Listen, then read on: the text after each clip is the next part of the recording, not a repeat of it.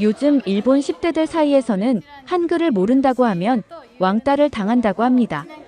한국하면 덮어놓고 싫어하던 일본에서 점차 변화의 바람이 불기 시작했는데요. 특히 10대들 사이에서 그 현상이 두드러진다고 하는데 과연 어떻게 된 것일지 사연 바로 보시겠습니다. 제 이름은 아야카 다카하시입니다. 저는 모든 것이 완벽하게 짜인 세상 속에서 살고 있었습니다. 저희 집은 전통을 아주 중요하게 생각하는 집안이었습니다. 금융계의 거물이었던 할아버지와 일본 고전 예술의 조예가 깊으신 할머니, 그리고 저는 그분들의 기대를 한몸에 받는 완벽한 손녀였죠. 하지만 학교에서부터 문제가 생기기 시작했습니다. 제 친구 유미와 미즈키는 스마트폰을 보며 이야기를 나누고 있었어요. 저는 친구들과 어울리지 않고 혼자 책을 읽고 있었습니다. 그때 유미가 저에게 말을 걸었습니다. 아야카, 너 에스파 신곡 드라마 들어봤어? 춤이 정말 대단해. 저는 쳐다보지도 않고 대답했습니다. 저는 그런 유행에는 관심 없다고 차갑게 말했습니다. 제가 평생 연습해온 대사였죠. 그러자 미즈키가 말했습니다. 아야카는 너무 고전적이야. 나는 요즘 새로 하는 드라마에 나오는 한국 배우한테 푹 빠졌어. 자기 감정에 솔직한 게 정말 멋있어. 나도 언젠가 한국 남자랑 사귀어 보고 싶다. 한국 남자와 사귀고 싶다는 친구의 말이었습니다. 저는 그 말을 듣고 큰 충격을 받았습니다. 저희 집안에서는 일본 여자는 반드시 훌륭한 일본 남자와 결혼해야 한다고 배웠기 때문입니다. 그래서 저는 한국 남자를 사귀고 싶다는 친구들의 생각이 무척 저속하다고 느꼈습니다. 한국 문화는 일본의 정신을 갉아먹는 독이라고 생각했죠. 유미는 미즈키에게 스마트폰을 보여주며 말했습니다. 한국인 남자친구를 사귀려면 한글부터 배워야지. 오빠라고 불러야 하잖아. 저는 제 완벽한 성적이나 다도 실력 같은 것들이 다 소용없게 느껴졌습니다. 제 완벽했던 인생에 금이 가기 시작하고 있었어요. 그날 저녁 할아버지와 할머니께서 저를 서재로 부르셨습니다. 할아버지께서는 차가운 목소리로 말씀하셨습니다. 아야카, 요즘 내가 이상한 것에 관심을 보인다고 들었다. 할머니께서도 실망한 눈으로 저를 보며 말씀하셨죠. 내가 우리 가문에 부끄러움을 주고 있다. 사과하거라. 저는 고개를 숙인 채 죄송하다고 속삭였습니다. 할아버지께서는 다시 말씀하셨습니다. 일본의 경제적 영광이 어디로 갔는지 생각해 보아라. 한국 남자나 쫓아다니는 것은 가문을 배신하는 행위다. 할머니께서도 거들었습니다. 그들의 문화는 감정적이고 저속해. 진정한 아름다움은 절제와 침묵 속에 있는 거란다. 저는 아무 대답도 할 수 없었습니다. 하지만 마음속에서는 왜일까? 하는 의문이 피어오르기 시작했습니다. 늘 저를 지탱해주던 그분들의 말씀이 이제는 저를 가두는 감옥처럼 느껴졌습니다. 할머니는 벌로 저에게 서예 족자들을 정리하라고 시키셨습니다. 저희 집안의 신성한 전통을 다시 한번 깨우치라는 뜻이었죠.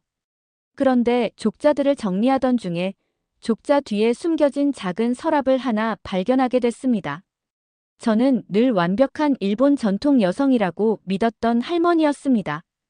그런데 그런 할머니께서 비밀 서랍을 가지고 계셨던 겁니다. 그 서랍은 저를 위한 것이 아니었습니다. 할머니만의 사적인 공간이었죠. 제 손은 늘 붓과 찻잔만 잡아왔는데 그날따라 손이 떨리고 있었습니다. 저는 조심스럽게 서랍을 열었습니다. 서랍 안에는 낡은 사진들과 함께 일기장 한 권과 구겨진 편지가 들어 있었습니다. 그런데 그 일기장에는 할머니의 필체와 함께 제가 처음 보는 이상한 글자들이 적혀 있었어요. 바로 한글이었습니다. 저는 할머니가 한글을 알고 계셨다는 사실에 큰 충격을 받았습니다. 늘 일본의 전통을 강조하시던 할머니가 우리가 그토록 무시하던 한국의 글을 알고 계셨다니요. 이건 정말 상상도 할 수 없는 일이었습니다. 저는 이 비밀을 혼자서 파헤쳐야겠다고 마음먹었습니다. 할머니의 일기장과 편지를 몰래 제 가방에 챙겼습니다. 그날 밤, 저는 제 방에서 몰래 한국어 공부 앱을 다운받았습니다. 그리고 일기장에 적힌 한글을 하나씩 따라 입력해 보았죠. 그런데 신기하게도 할머니, 할아버지가 말씀하신 것처럼 저속한 글자가 아니었습니다. 아주 논리적이고 아름다운 글자였어요. 저는 계속해서 조사를 이어갔습니다. 그러다 일기장 깊숙한 곳에서 사진 한 장을 발견했습니다. 사진을 보고 저는 숨을 쉴 수가 없었습니다. 사진 속에는 젊은 시절의 할머니가 계셨습니다. 그런데 제가 알던 할머니의 모습이 아니었어요. 할머니는 세련된 양복을 입고 환하게 웃고 계셨습니다. 그리고 손에는 한국 영화 대본을 들고 있었죠. 할머니 곁에는 민준이라는 한국 남자가 사랑스러운 눈빛으로 할머니를 바라보고 있었습니다. 그 사진은 할머니의 고백과도 같았습니다. 할머니는 그저 완벽한 아내가 아니라 한때는 꿈이 있었던 한 사람이었던 겁니다. 할머니의 침묵은 강인함이 아니라 스스로를 가둔 감옥이었던 거죠. 그때 누군가 제 방문을 두드렸습니다. 친구 유미였습니다. 아야카, 준비됐어? 에스파 뮤직비디오 새로 나왔어. 저는 얼른 일기장과 사진을 숨기고 문을 열었습니다. 유미가 보여주는 영상 속에서 화려한 음악과 춤이 펼쳐졌습니다. 그때 저는 화면에 스쳐 지나가는 한국어 가사를 보게 되었습니다. 이제는 읽을 수 있었죠. 그중 드라마라는 한 단어가 제 눈에 들어왔습니다. 그건 그냥 노래 제목이 아니었습니다. 바로 할머니의 인생 이야기이자 앞으로 펼쳐질 제 인생 이야기였습니다. 제 인생의 균열은 점점 더 커지고 있었습니다. 저는 할머니와 함께 서예 수업을 듣고 있었습니다. 할머니께서는 늘 저희에게 말씀하셨습니다. 진정한 아름다움은 절제된 선 안에 있다. 침묵 속에 그 힘이 있는 거란다. 하지만 저는 붓을 잡고도 아무것도 할 수 없었습니다. 제 머릿속은 온통 한글 생각뿐이었습니다.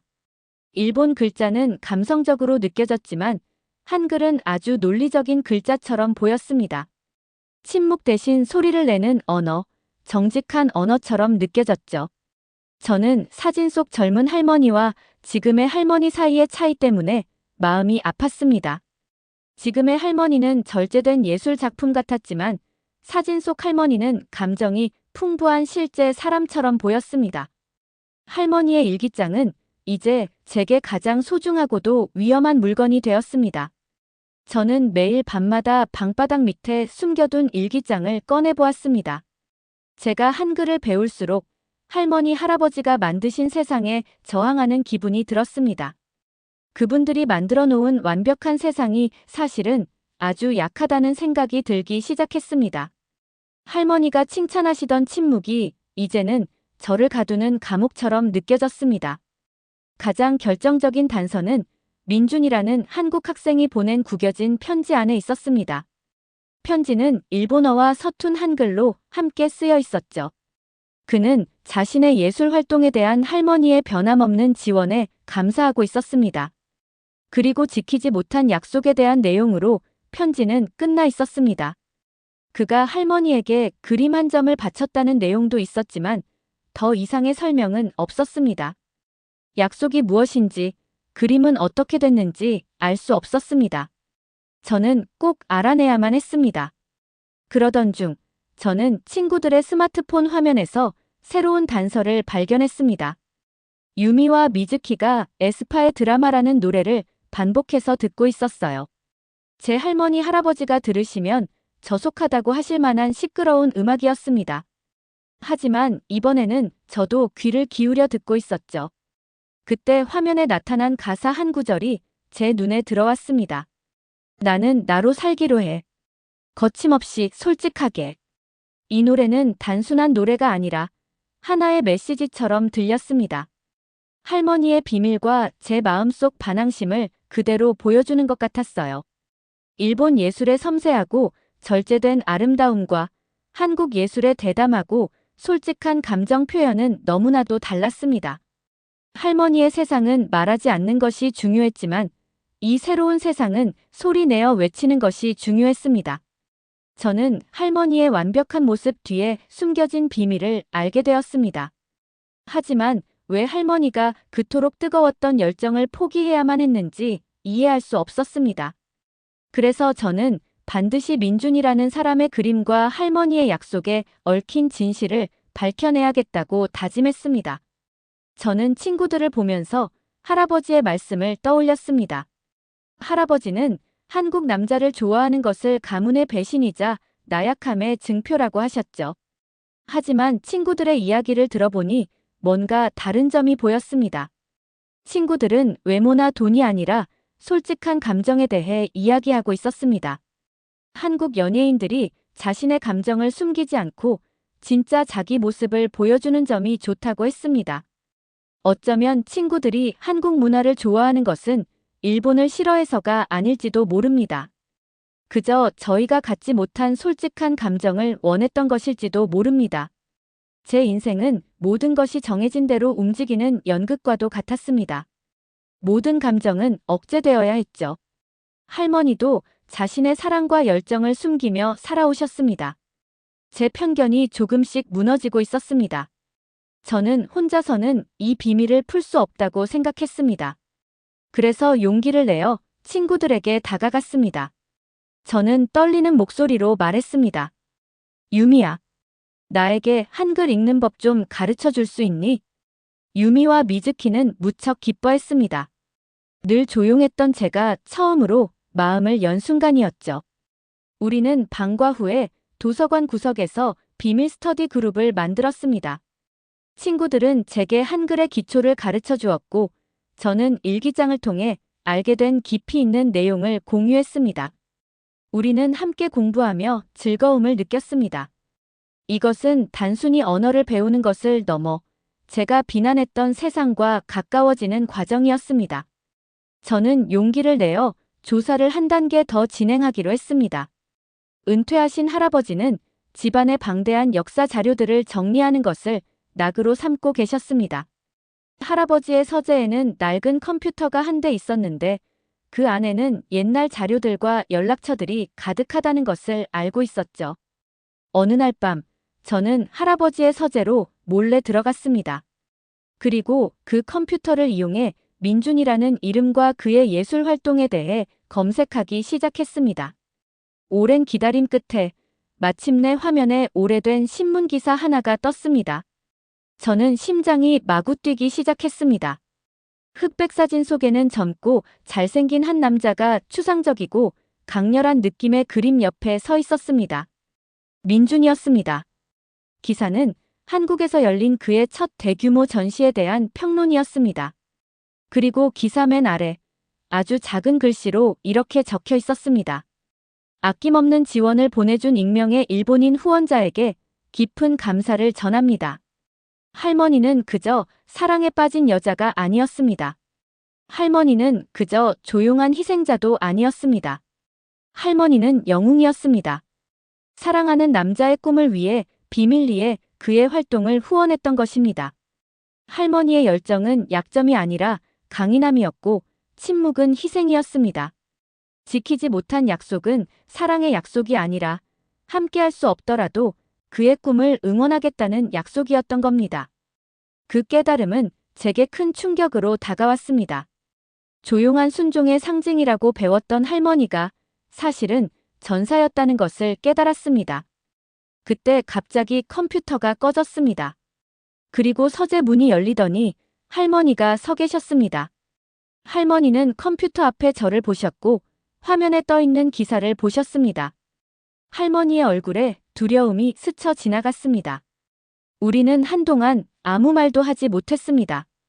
50년 동안 묻혀있던 진실 앞에서 두 여자는 그렇게 마주보고 서 있었습니다. 저는 비밀을 찾아냈지만 그 비밀을 밝혀낸 대가는 이제 막 시작되고 있었습니다. 서재의 침묵은 더 이상 평화롭지 않았습니다. 반세기 동안 묻혀있던 진실 때문에 무겁게 느껴졌습니다. 할머니는 차가 식은 찻잔을 들고 문 앞에 서서 컴퓨터 화면을 쳐다보고 계셨습니다. 화면에는 젊은 민준의 사진과 그의 예술에 대한 기사가 떠 있었습니다. 그것은 할머니가 평생 숨겨온 비밀이었습니다. 할머니의 평소 침착함은 사라지고 얼굴에는 순수한 두려움이 스쳐 지나갔습니다. 할머니는 조용히 다가와 떨리는 손으로 컴퓨터를 끄셨습니다. 화면이 까맣게 변하자 방 안은 무거운 침묵에 휩싸였습니다. 할머니는 저를 쳐다보지 못했습니다.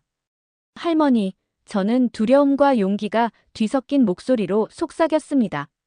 저는 책상 끝을 붙잡고 있던 손을 떼고 가방 속의 일기장을 꺼내려 했습니다. 할머니께 보여드려야만 했습니다. 진실을 보게 해야만 했습니다. 할머니는 부서진 자신을 다시 일으켜 세우려는 듯 천천히 숨을 고르셨습니다. 그리고 평소의 위험이 전혀 없는 목소리로 말씀하셨습니다. 내가 여기 있으면 안 된다. 그리고 그런 것들을 봐서도 안 돼. 할머니는 마침내 저를 보셨지만 제 눈을 마주치지는 못했습니다. 바닥을 보거나 벽을 보는 등 자신의 가장 큰 비밀을 파헤친 손녀딸만은 피하고 계셨습니다. 저는 지금이 바로 그 순간이라는 것을 직감했습니다. 모든 비밀을 풀 수 있는 마지막 열쇠였죠. 저는 가방에서 낡은 일기장을 꺼내 할머니 앞 책상에 놓았습니다.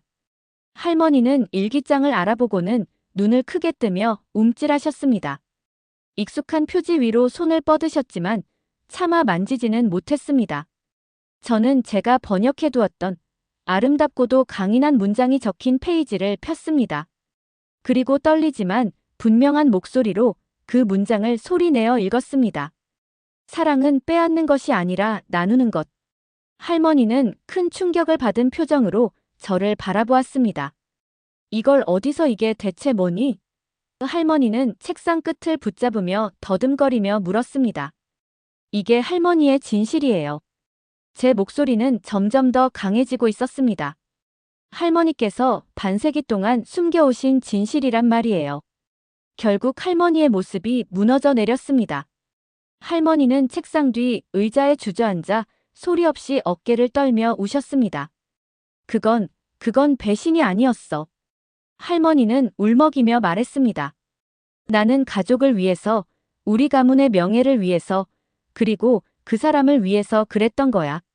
할머니는 떨리는 손가락으로 액자 속 할아버지의 사진을 가리켰습니다. 내 할아버지는 절대로 받아들이지 않으셨을 거야. 우리 모두를 부끄럽게 만들었을 테지. 저는 마음이 아팠습니다. 이제야 저는 할머니의 진짜 모습을 보게 되었습니다. 할머니는 갇혀있던 사람이었습니다. 할머니가 한국 문화를 비난했던 것은 정말로 그것이 저속하다고 믿어서가 아니었습니다. 자신의 사랑과 꿈을 너무나 깊이 묻어버렸기 때문에 그것들이 아예 존재하지 않았던 것처럼 행동해야만 했던 것입니다.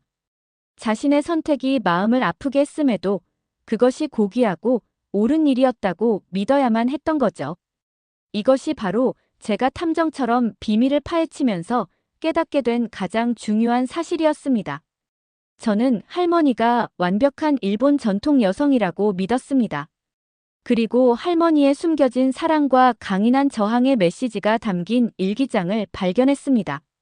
하지만 저는 왜 할머니가 열정을 따르지 않았는지 이해할 수 없었습니다. 그래서 저는 할머니가 오랫동안 묻어왔던 고통을 직면하게 만들어야만 했습니다.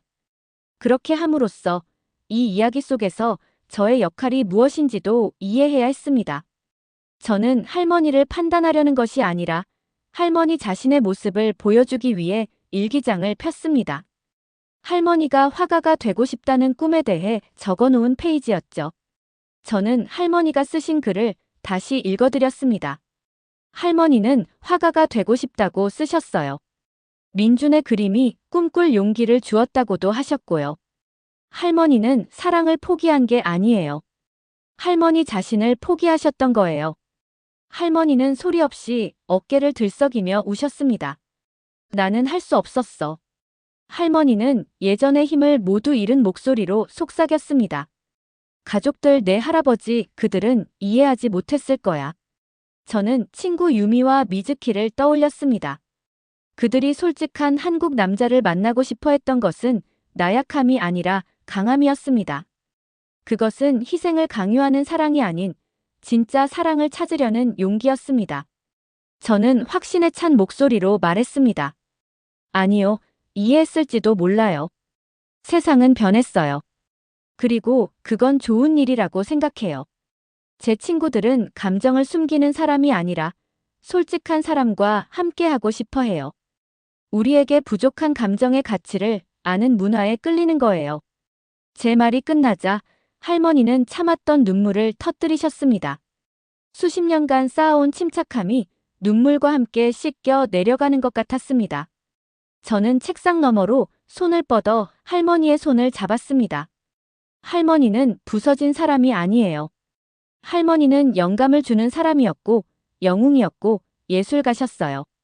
할머니는 눈물 사이로 저를 바라보았습니다. 그리고 저는 처음으로 사진 속에 그 진짜 여인을 보았습니다. 강렬하고 길들여지지 않은 빛을 눈에 담고 있던 사랑에 빠졌던 젊은 여인을요. 할머니는 떨리는 손으로 일기장을 집어들더니 뒤편에서 작게 접힌 종이 한 장을 꺼내셨습니다. 오래되어 누렇게 변색된 종이였습니다. 여기 한 가지가 더 있단다. 할머니는 아주 작은 목소리로 말씀하셨습니다. 내가 그에게 쓴 편지야. 마지막 편지. 하지만 보내지는 못했어. 언젠가 그가 나를 찾아주길 바라는 마음으로 간직하고 있었던 것 같아. 할머니는 떨리는 손으로 제게 그 편지를 건네주셨습니다. 완벽한 여성, 절제와 규율의 상징이었던 할머니께서 너무나 두려워 끝맺지 못했던 이야기를 손녀인 제게 마무리해달라고 부탁하고 계셨습니다. 아야카, 나를 대신해 그 사람을 찾아주렴. 그리고 내가 쓴 이 마지막 편지를 번역해주렴. 할머니의 목소리에는 간절한 희망이 가득 담겨 있었습니다. 할머니께서 보내지 못한 편지는 제 손에서 믿을 수 없을 만큼 가볍게 느껴졌습니다. 하지만 그 안에는 한평생의 무게가 담겨 있었죠. 할머니는 창백한 얼굴로 애원하는 눈빛으로 저를 바라보고 계셨습니다.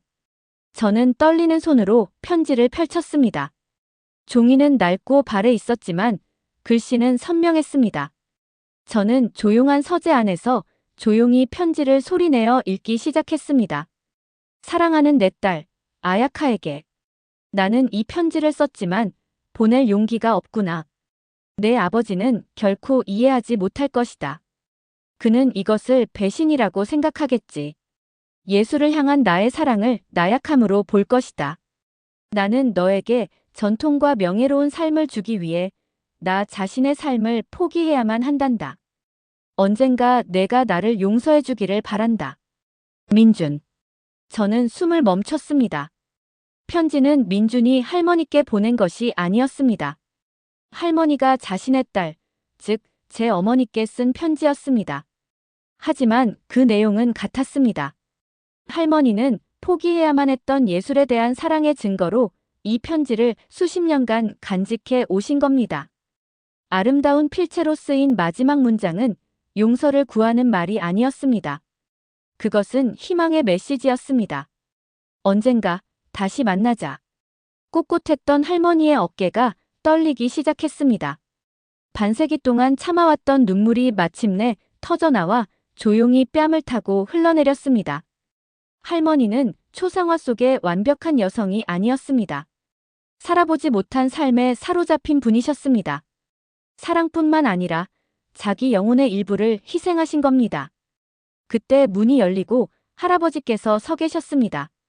할아버지께서는 모든 것을 들으셨습니다. 할머니의 고백과 슬픔, 후회의 말을 모두 듣고 계셨던 겁니다. 할아버지는 더 이상 강력한 금융계의 거물이 아니었습니다. 자신의 완벽한 세상이 무너지는 것을 보는 늙고 약한 한 남자일 뿐이었습니다. 할아버지는 저를 보지 않고 상상도 못했던 복잡한 눈빛으로 할머니를 바라보았습니다. 당신, 할아버지는 낮은 목소리로 말했습니다. 한 번도 진정으로 행복했던 적이 없었군. 그렇지? 할머니는 그저 고개를 저으며 눈물을 흘릴 뿐 아무 말도 하지 못했습니다. 할아버지께서는 천천히 할머니 곁으로 다가가 옆 의자에 앉으셨습니다. 그리고 떨리는 손으로 할머니의 손을 잡았습니다. 저는 두 분이 그렇게 솔직한 모습으로 서로를 만지는 것을 처음 보았습니다. 늘 강해 보이셨던 할아버지의 얼굴에는 의심이 가득했습니다. 논리와 숫자로 평생을 살아오신 할아버지는 이 상황을 어떻게 받아들여야 할지 모르시는 듯 했습니다. 할아버지는 자신이 할머니를 지키고 있다고 믿었지만 사실은 할머니를 아프게 했다는 진실과 마주한 것입니다. 할아버지의 침묵은 평생의 믿음이 틀렸다는 것을 깨달은 남자의 침묵이었습니다. 할아버지께서는 저를 보며 애원하는 눈빛으로 말씀하셨습니다. 번역해다오. 그가 그녀에 대해 뭐라고 말했는지 번역해줘. 할아버지의 태블릿 화면에는 나이가 지긋한 한 유명 화가의 옛날 인터뷰 영상이 나오고 있었습니다. 민준이었습니다. 할머니의 금지된 사랑이었던 바로 그 남자였습니다. 이것은 이제 저만의 비밀이 아니었습니다. 수십 년 동안 골마온 가족의 상처였습니다. 저는 과거와 현재를 연결하고 할아버지와 할머니가 진정한 대화를 나눌 수 있도록 도와야 하는 유일한 사람이었습니다. 할머니를 이해하려던 저의 여정은 이제 우리 가족을 치유하는 여정이 되었습니다. 저는 두 분을 앉히고 낡은 일기장과 보내지 못한 편지를 테이블 위에 놓았습니다. 할머니의 눈물은 멎었지만 얼굴에는 여전히 슬픔이 가득했습니다. 할아버지의 표정은 자존심과 후회로 가득 차 읽을 수가 없었습니다. 저는 차분하고 또렷한 목소리로 인터뷰를 번역하기 시작했습니다. 한때 저속하다고 무시했던 한국어가 세상에서 가장 정직한 언어처럼 느껴졌습니다. 민준 씨는 일본에 있는 뮤즈에 대해 이야기하고 있습니다. 자신의 꿈을 좇을 용기를 준 익명의 일본 여성이죠. 그는 그녀의 아름다움과 지성, 그리고 자신의 재능에 대한 그녀의 변함없는 믿음에 대해 말하고 있어요. 할머니의 눈은 화면에 고정되어 있었고 그 깊은 곳에서는 작은 희망이 보였습니다. 통제된 삶을 살아오신 할아버지의 표정이 변하기 시작했습니다. 할아버지는 단어뿐만 아니라 그 뒤에 숨은 감정까지 듣고 계셨습니다. 저는 목소리에 힘을 주어 계속했습니다. 그는 이렇게 말합니다. 그녀는 제게 사랑은 빼앗는 것이 아니라 나누는 것이라고 가르쳐 주었습니다. 예술은 숨기는 것이 아니라 세상에 내어주는 것이라고요. 그는 자신을 유명하게 만들어준 가장 대표적인 작품을 그녀에게 바쳤다고 합니다. 자신을 믿게 해준 사람이 바로 그녀였다고요. 저는 할아버지를 바라보았습니다. 할아버지께서는 마침내 저를 보셨고 그 눈에는 부끄러움이 어려 있었습니다. 저는 부드러운 목소리로 말했습니다. 보세요. 할머니가 한국 예술을 사랑한 것은 일본에 대한 배신이 아니었어요. 믿을 수 없을 만큼 강인한 행동이었죠. 할머니는 전통을 배신한 게 아니라 오히려 더 풍요롭게 만드신 거예요. 할머니는 예술가였고 후원자였고 영웅이셨어요. 단지 할아버지께서 자부심을 갖고 그 일을 하도록 허락하지 않으셨기 때문에 비밀리에 해야만 했던 거예요. 결국 할아버지의 단단했던 모습이 무너져 내렸습니다. 할아버지는 저를 보지 않고 수십 년의 슬픔이 새겨진 할머니의 얼굴을 바라보았습니다. 할아버지께서는 다시 한번 할머니의 손을 잡았습니다. 그 행동은 조용한 사과이자 자신의 실수를 인정하는 것이었습니다. 미안하오. 할아버지께서 거친 목소리로 속삭였습니다. 미안하오, 여보. 마지막 장면은 딱딱한 서재가 아닌 가족이 함께하는 공간인 거실에서 펼쳐졌습니다. 벽에는 여전히 옛 초상화들이 걸려 있었지만 그 완벽함은 이제 덜 중요해 보였습니다. 일본 전통 예술의 대가이신 할머니는 펜을 들고 금융의 대가이신 할아버지에게 간단한 한글 몇 자를 가르쳐주고 계셨습니다. 이건 아라는 소리예요. 사람이 당당하게 똑바로 서 있는 모습 같죠? 할머니의 목소리는 부드럽고 차분했습니다. 말 한마디로 거금을 지휘했던 할아버지는 이제 새로운 언어의 간단한 선과 동그라미 앞에서 쩔쩔매고 계셨습니다. 하지만 노력하고 계셨습니다. 할아버지는 마침내 듣는 법을 배우기 시작한 학생이자 초심자였습니다. 할아버지는 민준의 이름을 썼고 이어서 작고 머뭇거리는 미소와 함께 아내로서만이 아닌 한 사람으로서 항상 인정받고 싶어 했던 할머니의 이름을 썼습니다. 아야카 할아버지는 조용한 경외심을 담아 제 이름을 불렀습니다. 저는 그 모습을 바라보며 가슴이 벅차올랐습니다. 할머니의 비밀을 찾으려던 제 여정은 저만을 위한 것이 아니었습니다. 우리 모두를 위한 것이었습니다. 가족을 치유하고 단절을 잇고 사랑과 이해라는 새로운 언어를 찾는 여정이었습니다. 제 부서진 찻잔은 단순히 고쳐진 것이 아니었습니다. 그 안에는 새롭고 진실하며 마침내 집처럼 느껴지는 무언가가 채워져 있었습니다.